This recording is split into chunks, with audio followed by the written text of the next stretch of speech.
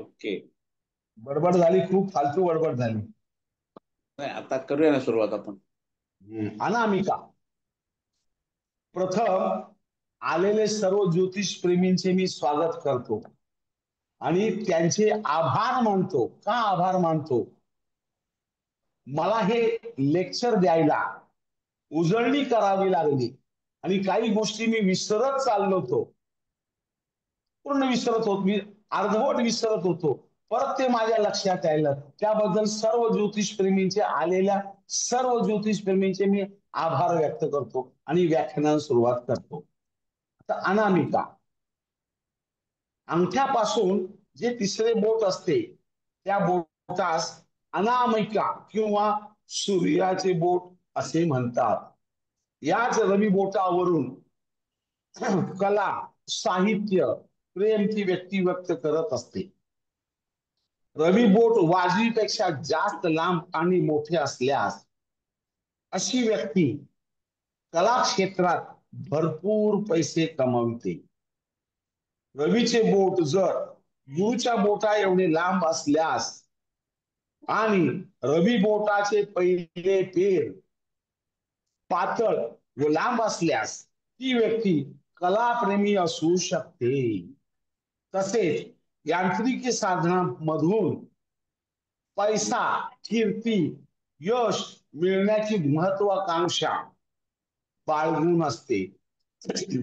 रवीचे बोट शनी बोटा एवढे लांब असल्यास व रवी बोटाचे पहिले पेर साधारण मोठे दिसत असेल तर, तसेच त्यांचा मंगळाचा उंचवटा व्यवस्थित विकसित झाला असेल तर त्या व्यक्तीची तर्कशक्ती उत्तम असू शकते. तसेच त्याला लॉटरीची विशेष आवड असते. त्या व्यक्तीचा बुधाचा उंचवटा जास्त फुगीर असल्यास ती व्यक्ती जुगारी व सट्टेबाज असू शकते. अनामेपेक्षा तर्जनी लांब असेल म्हणजे गुरुचं बोट, त्यांचा बुध पर्वत फुगीर असल्याचे दिसत असेल तर त्या व्यक्तीच्या जीवनात येणाऱ्या संकटामधून सावरून त्यावर मात करून यशस्वी होऊ शकतो. रवी बोटाच्या अग्रभागावर अर्धवर्तुळ दिसत असेल तर ती व्यक्ती जुगार व सट्ट्यामध्ये जास्त मग्न असते. रवी बोटाच्या अग्रभाग टोकदार असल्यास ती व्यक्ती व्यवहारी असू शकते. त्यांच्या वागण्यात सतत विचित्रपणा असतो व तो कलाप्रेमी सुद्धा असू शकतो. तसेच त्या व्यक्तींची भाग्यरेषा चांगली असल्यास तो साहित्यात चांगले नाव कमवू शकतो. रवी बोटाच्या पहिल्या पेराच्या भागावर चौरस सारखा चिन्ह दिसत असेल तर अशी व्यक्ती हुन्नरी निश्चयी असून स्वतःचा चांगला उद्योग चांगल्या प्रकारे करू शकतो. ज्यांची अनामिका लहान असल्यास ती व्यक्ती कलाप्रेमी असू शकते. अनामिकेचे पहिले पेर पर्व लांब असल्यास ती व्यक्ती कलेबाबत आदर करते व सौंदर्यप्रेमी असू शकते. अनामिकेचे दुसरे पेर लांब असल्यास अशी व्यक्ती चित्रकार असू शकते आणि इतिहास आणि जीवन चरित्र लिहिणारा लेखक असू शकतो. इथं कंडिशन आहे, त्या व्यक्तीची तळहातावरील बुध पर्वत, गुरु पर्वत आणि चंद्र पर्वत अतिशय विकसित असावे लागतात, तरच साहित्यामध्ये लेखन करू शकतो. अनामिकेची तिसरे पेर लांब असल्यास अशी व्यक्ती दांभिक असू शकते. अनामिकेचे तिसरे पेर जाड असल्यास अशी व्यक्ती लालची असू शकते. तसेच स्वतःचे सुख आणि स्वार्थी सुद्धा असू शकते. रवी बोटाच्या मुळापासून एक रेषा उगम पाहून प्रथम पेरापर्यंत जात असल्याचे दिसत असेल तर अशी व्यक्ती चांगले अर्थार्जन करून चांगला धनसंचय करू शकते. अनामिकेच्या मुळापासून अधिक रेषा प्रथम पेरापर्यंत जात असल्याचे दिसत असेल तर अशी व्यक्ती स्त्रियांच्या प्रेमात जास्त प्रमाणात खर्च करते.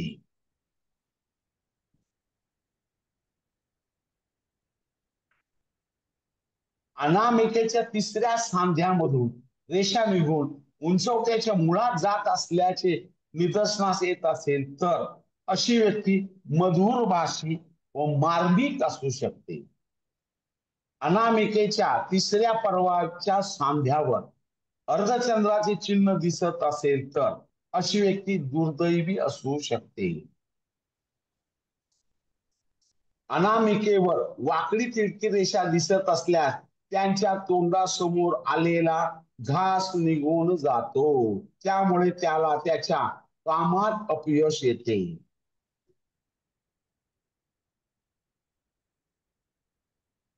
अनामिकेच्या अग्रभागावर चंद्राचे चिन्ह असल्यास अशी व्यक्ती श्रीमंत असून प्रतिष्ठित असते. त्यास विविध सुख समोर उभे असतात असे समजावे. हे झालं अनामिका रवीचं बोट. आता कनिष्ठा करंगळी. दादा, सर्वांना माझा आवाज येतोय का? मेसेज मध्ये लिहिलं तरी चालेल, आवाज येतो म्हणून. म्हणजे कुठं काल काहीतरी कोणाला टेक्निकल फॉल्ट झाले, कोणाला जॉईन होता आले नाही. मला खूप जणांनी सांगितलं की तुम्ही कशाला घेता. Thank you madam, doctor madam, thank you. Sangeeta, thank you ताई, धन्यवाद धन्यवाद. मग आपण मी सांगितलं की मला हे सगळं मी विसरत चाललो होतो, टोटली ब्लाइंड होत होतो. त्या उजळणीमुळे मला परत परत ज्या काही माझ्या विसरभोळा चालला तो सुधारायचा मी प्रयत्न केलेला आहे आणि त्याबद्दल तुम्हा सर्वांचे आभार. कारण लेक्चर द्यायचं म्हणलं तर ते सगळं तुमच्या डोक्यात पाहिजे. आता विठ्ठल सरांना, पाटील सरांना माहिती आहे. कनिष्ठा, बुधाचे बोट, हाताच्या अंगठ्यापासून शेवटचे जे बोट असते त्यास कनिष्ठिका किंवा बुधाचे बोट असे म्हणतात. ज्यांचे बुधाचे बोट प्रमाणापेक्षा जास्त लांब असल्याचे दिसत असेल तर अशा व्यक्तीवर लवकर विश्वास ठेवू नये. अशी व्यक्ती त्याच्या कामामध्ये प्रामाणिक राहत नाही. बुधाचे बोट जाड असल्यास, इतर बोटांच्या मानाने लांब असल्यास त्यांच्या कामात विघ्न आले असता सुद्धा तो ते काम व्यवस्थित पूर्ण करून त्यात चांगले यश मिळवू शकतो. बुधाचे बोट गुरुबोटा एवढे लांब असल्यास अशा व्यक्तीस त्याच्या कामात कार्यसिद्धी लवकर होत नाही.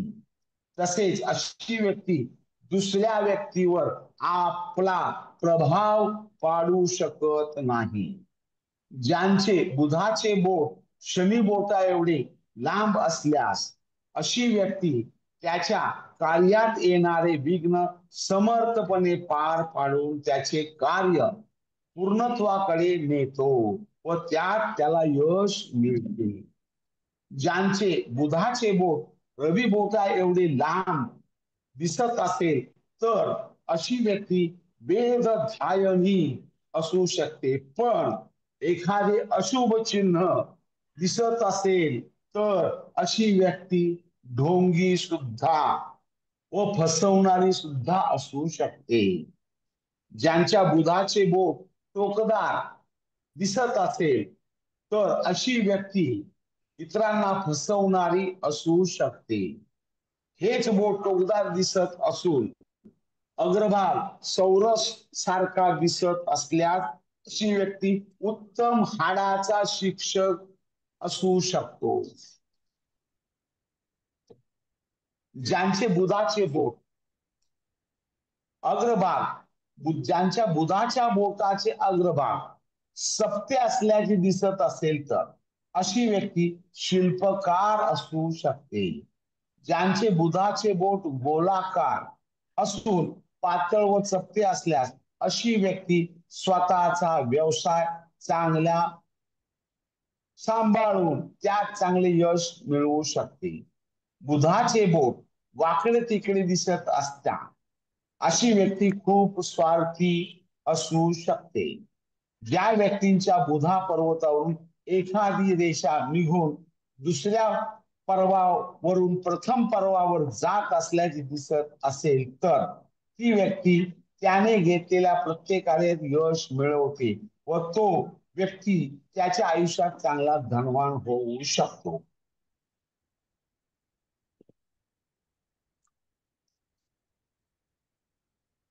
मी काल गुरु बोट सांगितलं, शनी बोट बोललो, आज रवी बोट बोललो, बुधाचं बोट बोललो. हे 4 बोट झाले. आता राहिलं 5वं बोट अंगठा. बर, या बोटाबद्दल कोणाला काही प्रश्न आहेत का? अक्षय, मला सगळ्यांचे माईक चालू कर. ज्यांना काही प्रश्न असतील ते विचारतील. हॅलो, नमस्कार. नमस्कार. कोण? मी महेश काळे. तुमचा कॅमेरा चालू करा. नाही, मी मी प्रवासामध्ये आहे सर, बाकी काही नाही. बर, बोला. मला फक्त एक विचारायचं, अंगठा जर आपल्या बाजूला जास्त झुकला गेला असेल तर त्याचा काय अर्थ असतो? अंगठा कुठल्या बाजूने झुकला? मागे झुकता का पुढे झुकला? मागे मागे. मग तो फ्लेक्झिबल आहे. आता येईल अंगठ्याचा प्रकार, ऐका. चालेल, ठीक आहे, ठीक आहे. बोला. नमस्कार सर. नमस्कार. माझ्या बुधाच्या बोटावरती 4-5 रेषा आहेत, म्हणजे माउंट वरती त्या, आणि कोणत्या बुधाचं ठिकाणी? बोट रवीच्या पहिल्या पेरापर्यंत आहे. रवीच्या पहिल्या नाही, तसं नाही.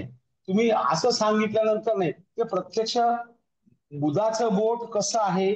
टोकदार आहे, चौरस आहे, गोलाकार आहे? गोलाकार आहे. गोलाकार आहे. असं नाही. तुम्ही सांगण्याच्यावरून मी नाही सांगू शकत. मला त्याचं बर. परीक्षण करावं लागेल. त्याच्यानंतर मी आता बुध बोटावर, बुध उंचवट्यावर 3-4 रेषा असतील तर त्या बुधाच्या आहेत. रेषा आहेत का? आहेत. हो. किंवा संतांच्या रेषा आहेत का? हे पण बघावं लागेल ना. तुम्ही मला नाही, सांगितलं बुध पर्वतावर व्हर्टिकल रेषा आहेत. व्हर्टिकल रेषा आहेत. नाही, संतांच्या असं रेषा आहेत. मला 2 मुली आहेत आणि व्हर्टिकल रेषा आहेत. तर त्याचा संबंध काही काउन्सिलिंगशी होऊ शकतो का? हो. बुध रेषा जर असतील तर तुमचा हा. बुद्ध्यांक चांगला, पत्रिकेत बुध चांगला असायला पाहिजे. बुध भाग्यात आहे अनुराधा नक्षत्रात. बुध चांगला असायलाच पाहिजे. आणि बुधाचीच दशा सुरू आहे सर. आणि मी ज्योतिष विश्वात गेली 20 वर्ष आहे आणि मला ह्याच्यात प्रगती करायची आहे, तर त्याला अनुकूलता येईल का? मला तुमच्या हाताचे फोटो पाठवा. ओके, माझ्याकडे आहे. हे आणि जुने फोटो नाही पाहिजे मला, फ्रेश फोटो. नाही, या चालू फोटो पाहिजे. फोटो पाठवीन, पाहिजे तर स्टॅम्प पेपर पण ह्याच्यावरती पण पाठवीन. कार्बन साधे फोटो, असे साधे फोटो पाठवा. शुअर. बरोबर. आणि खूप ज्ञान आहे आपलं. मी आपल्या रिक्वेस्ट करते की पुस्तक लिहा तुम्ही सर. कारण हे तुम्ही म्हणताय की विसरताय, तर विसरू नका, पुढच्या पिढीपर्यंत जाऊ दे. अशी माझी विनंती आहे. ज्योतिषाला ज्योतिष हे ज्ञान घेण्यासाठी चिकाटी लागते. करेक्ट. आणि सगळ्यात महत्वाचं शनी हा ज्योतिषाला चिकाटी देतो. माझं तोळ्याच्या शनी. जर शनी बोटावर काही पेरावर काही साईन असेल तर अशा व्यक्ती, मी मागे सांगितलेलं आहे, शनी बोटावर काही साईन असेल तर अशा व्यक्ती नामवंत ज्योतिषी होतात. शुक्र हे आहे, काय म्हणतात त्याला, कंकण आहे उजव्या डाव्या हातावर. शुक्र कंकण काय करतं? शुक्र कंकण भौतिक सुख कमी करतं. परंतु गुरु बलवान असेल, रवी बलवान असेल, ऐका, आता तुम्ही शुक्र कंकण सांगितलं, गुरु बलवान असेल, रवी बलवान असेल तर शुक्र कंकणचे पॉझिटिव्ह निगेटिव्ह कमी करेल. Okay, thank you. नाही, माझ्या गुरु पर्वतावरती एक त्रिशूल आहे आणि असं बघितलं तर धनुष्यबाण पण. तुम्हाला मी फिंगरप्रिंट पाठवते, मला त्याच्याबद्दल क्युरिओसिटी आहे.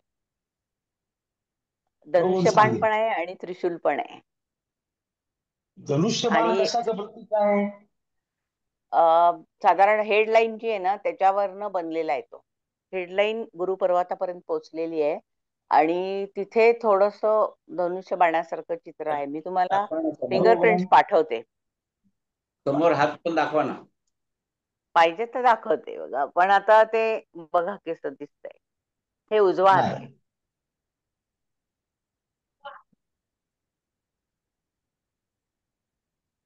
आणि इथे रेषा आहेत अहो बघ. तुमची मस्तक रेषा गुरुकडून निघालेली आहे. हो हो. आणि गुरु कंकण डाव्या हातावर आहे.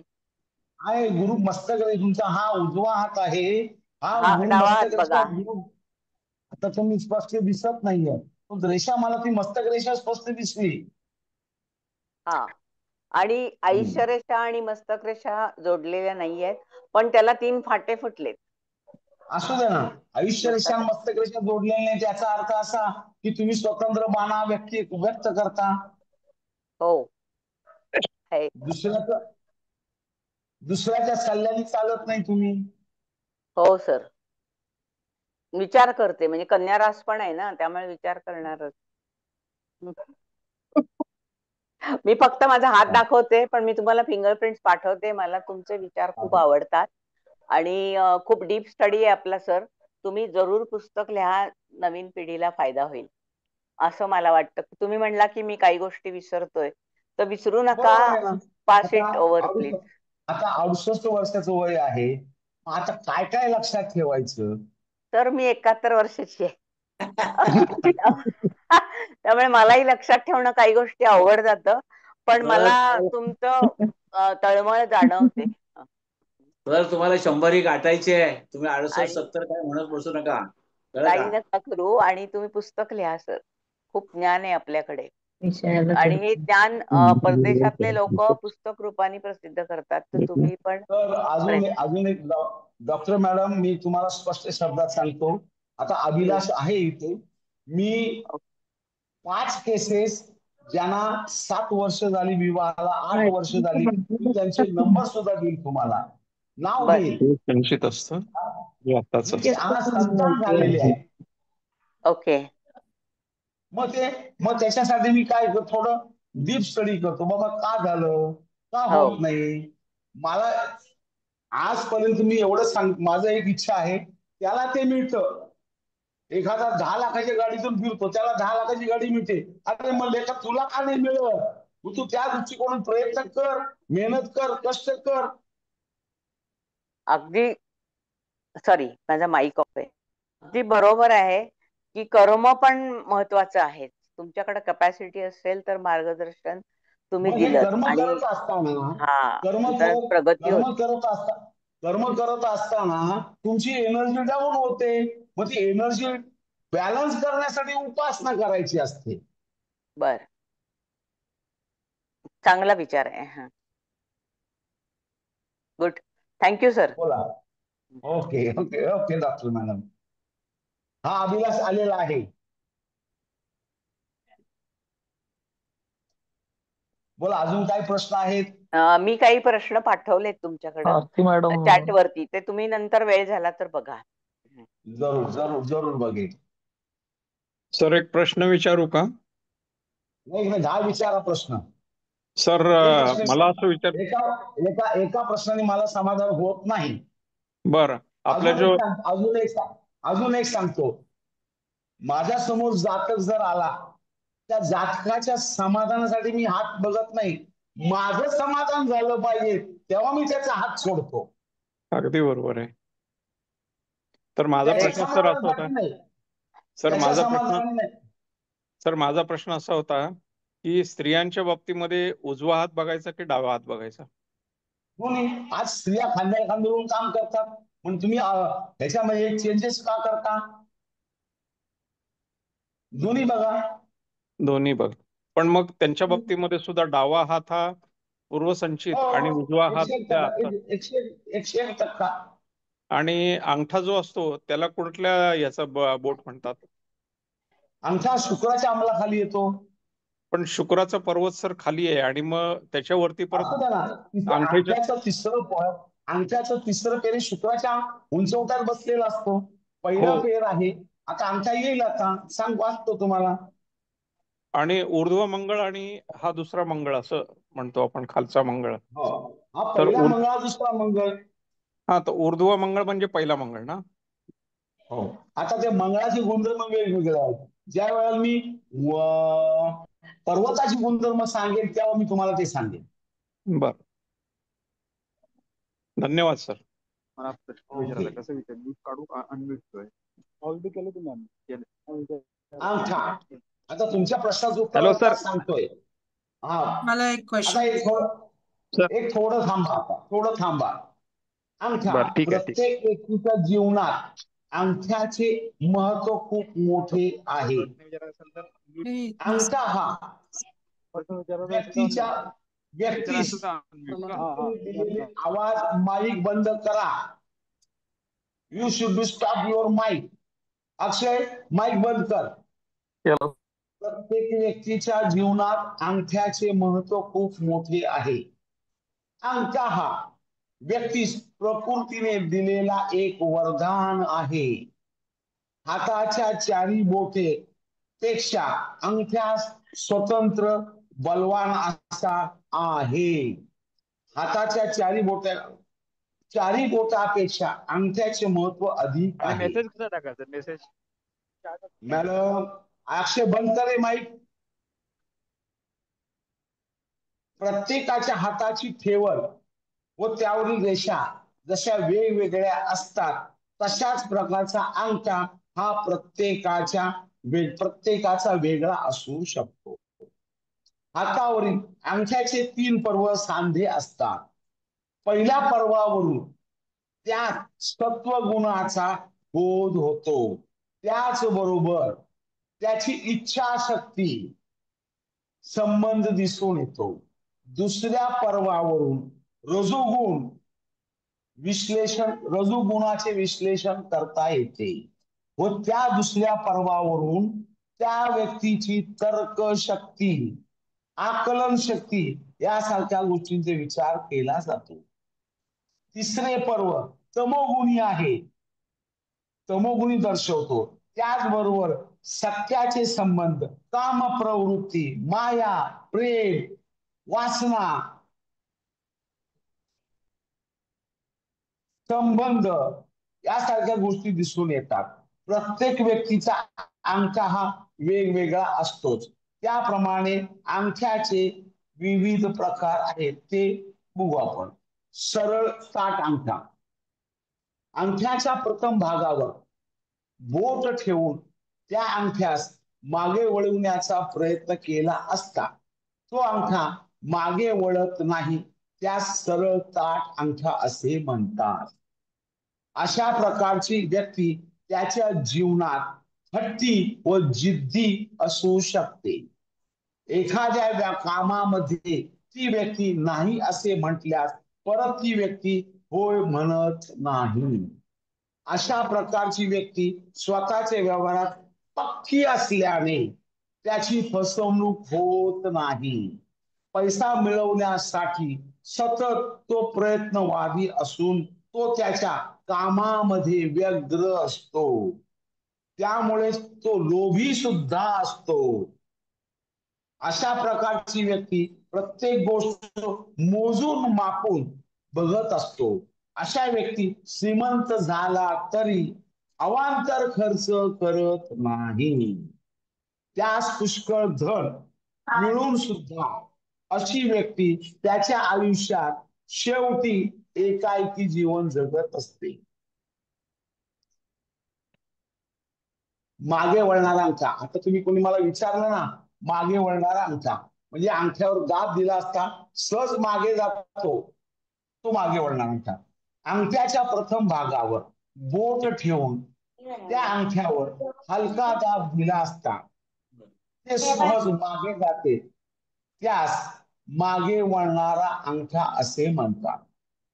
असा अंगठा असणारी व्यक्ती मनाने उदार, हुशार, कालमाना स्वरूपानुसार, मी परत शब्द वापरतो, कालमाना स्वरूपानुसार आपले आचरण करणारी असू शकते.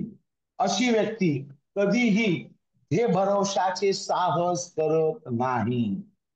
अशी व्यक्ती आयुष्यामध्ये तर प्रत्येक वेळी आशावादी असते. त्या व्यक्तीचा दैवावर व देवावर पूर्ण विश्वास असतो. त्याचे जीवन मार्गक्रमण करत असताना येणारे अपयशावर सहज मात करून ते अपयश सहज पचवू शकतो. तसेच काम करत असताना योग्य ती जिद्द त्या व्यक्तीत असते. कंदोरा अंगठा अंगठ्याच्या प्रथम पर्व टोकदार असून मध्यभागी जाड व लठ्ठेदार, नंतर खाली दबलेला आणि निमुळता होत जाणारा ज्यांचा अंगठा दिसतो त्यास कंदोरा आकाराचा अंगठा असे म्हणतात. अशा प्रकारचा अंगठा असणारी व्यक्ती त्याच्या जीवनात व इतरांच्यावर आपली छाप पाडणारी असून अत्यंत प्रभावशाली असू शकते. त्यांच्या कार्यात जर विघ्न येत असेल तर अशी व्यक्ती अतिशय विनम्रपणे आचरण करून त्याच्या कार्यात येणाऱ्या अडचणीवर मात करून तो त्या कामात यशस्वी होतो. राजकारण करणारी व्यक्ती आणि कोर्टात काम करणाऱ्या वकिलांचा अशा प्रकारचा अंगठा पाहण्यात येतो. अशा प्रकारची व्यक्ती त्यांची बुद्धीचा चांगला वापर करून तर्क करून त्यांचे काम करण्यात तरबेज असू शकतात. अशा व्यक्तींचा आत्मविश्वास चांगला असू शकतो. तसेच त्यांची इच्छाशक्ती चांगली असू शकते.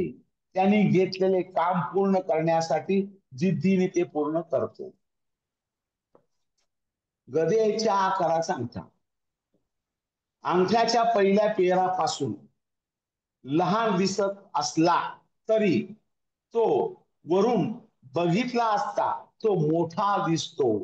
त्यामुळे तो गदेच्या आकारासारखा दिसतो. त्यामुळे त्याला गदेच्या आकाराचा अंगठा असे संबोधतात. अशा प्रकारचा अंगठा असणारी व्यक्ती विचार करण्याची शक्तीचा अभाव असल्यामुळे त्याच्या कामात आकर्षण कमी असल्यामुळे त्याच्या कामात त्याला यश कमी मिळत असते. त्या समज कमी प्रमाणात असल्यामुळे तो घातकी व मायाळू सुद्धा असू शकतो. त्यामुळे तो केव्हा रागीट बनेल हे सांगता येत नाही. त्या रागाच्या भरात तो खून करण्यास मागे पुढे बघत नाही. ज्यांचा अंगठा वरील प्रमाणे असल्यास त्यांचे दोन्ही हातळ हात कठीण भासत असतील. त्यांच्या दोन्ही हातावरील रेषा फार मोठ्या व जाड दिसत असतील. तसेच त्यांच्या हातावरील शुक्र उंचवटा दबलेला असल्याचे दिसत असेल तर वरील प्रमाणे सर्व निष्कर्ष दिसत असतील तर अशा प्रकारची व्यक्ती फार घातकी असून वेळ प्रसंगी कोणतेही कृत्य करण्यास मागे पुढे बघत नाही. अशा प्रकारचे अमानुष कृत्य त्याच्या हातातून घडून ही त्याने केलेल्या कृत्याचे त्याला पश्चाताप जरा सुद्धा होत नाही. मोठा व टोकदार अंगठा अशा प्रकारचा अंगठा पहिल्या पर्वावरून टोकदार असून त्याच्या खालचे दुसरे पेर व तिसरे पेर अधिक मोठे दिसते त्यास मोठा व टोकदार अंगठा असे म्हणतात.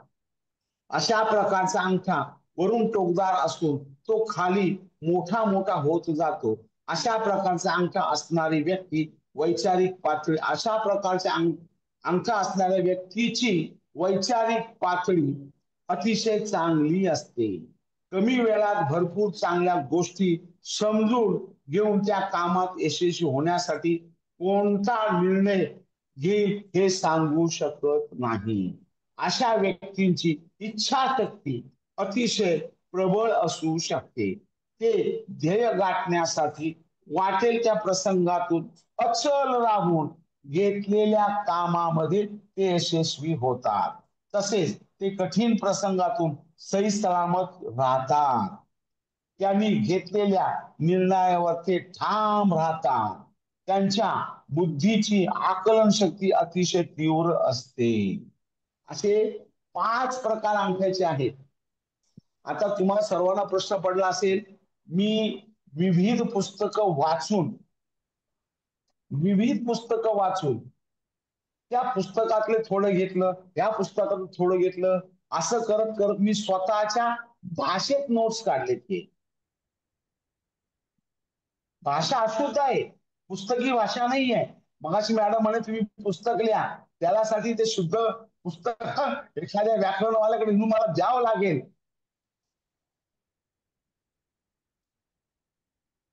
मगाशी अंगठ्याबद्दल तुम्ही विचारलं, त्यांचा समज मला वाटतंय विजय सर तुम्हीच विचारलं ना.